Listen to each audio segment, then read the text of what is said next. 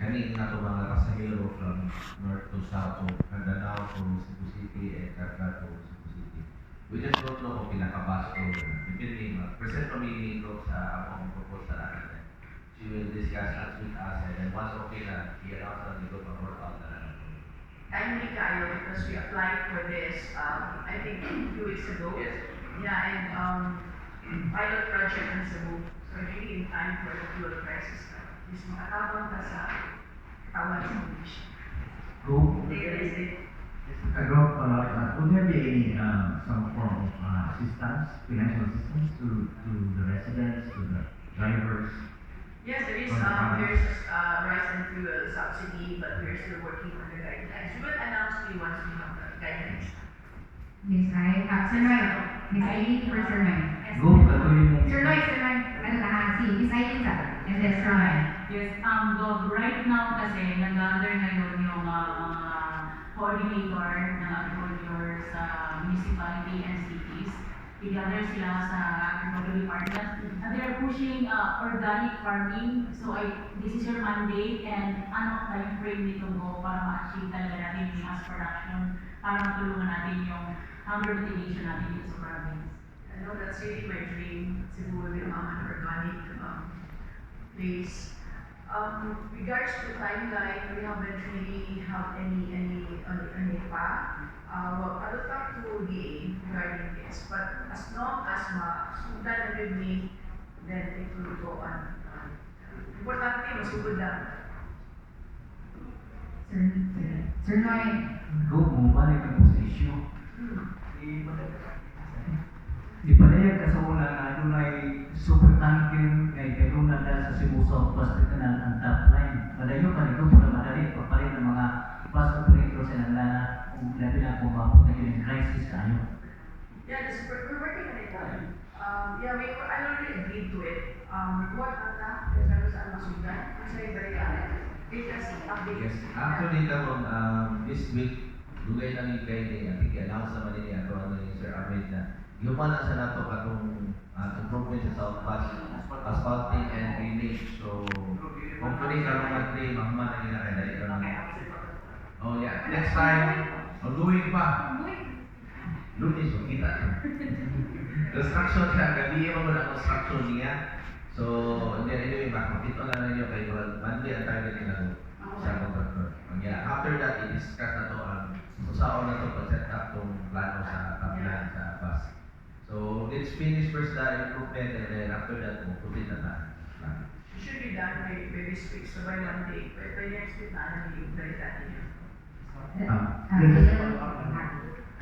You mentioned about the 30 million liters type program from DOTR, and then there's the rice and fuel subsidy, which will be handled by the provincial government.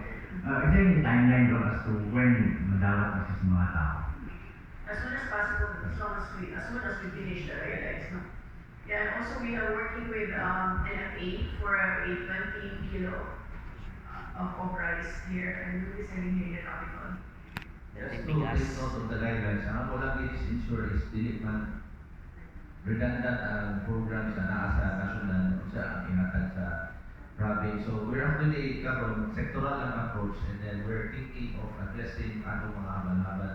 Kaya dili ibang doon sila part sa ato ang gitawag na organized, ang license, ng mga transport group.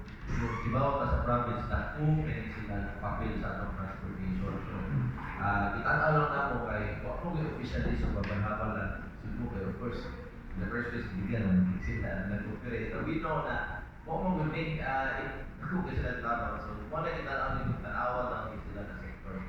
Kung one sector na address naman. So we just want to make sure na kung saan fuel or rice subsidy as go always say no one should be left behind. So dapat ma-incorporate na sa kaya program. Abby? Going back sa contracting na 20 million sa DOTR Gov, kinsa tong partner sa series ba niya, sa series ba niya siya kakuan, or how about ang normal na mga costs? Kita pa ang partner. Kita pa. It's in the works pa. Si Ali is the one looking at Yes. this. We will report to you as soon as we have the details.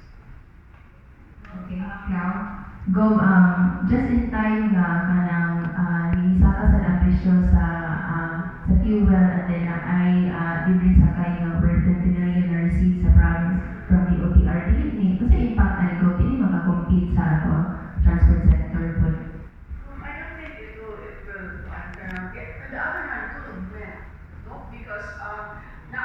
siya timetable na kinahanglan mo depart siya at a certain time with or without mga pasahero. Okay, di ba? Normally ka na ito karon, di mo lang tao kung di mapuno. So, ganun siya is really a timely departure. So, na siya time like outside, like sa mga Hong Kong, Singapore na ang schedule ang process kung sa oras na mo amin. So, this would also augment our transportation from the here. As province, no? Instead of OPP. Yeah. So, alin plano anin, na-discuss na rin namin ni Joe na naman tayo si BDRT, diba? So, mura siya feather system na mura siya from sa Calgary, south siya sa asa ang BDRT system. Sa north, south po siya. So, basically, ako sa tabang kaya hindi na mag-duty, na may libre-duty. So, alam, kitihan na lang. Nga kasi ito, so, mga tayo part, hindi na ka mo-duty. Pero kung may route na from south to go to the coast, so may existing route na. So, that's the idea na, di na ako kanina, service contracting program na niya sa DOTR. So,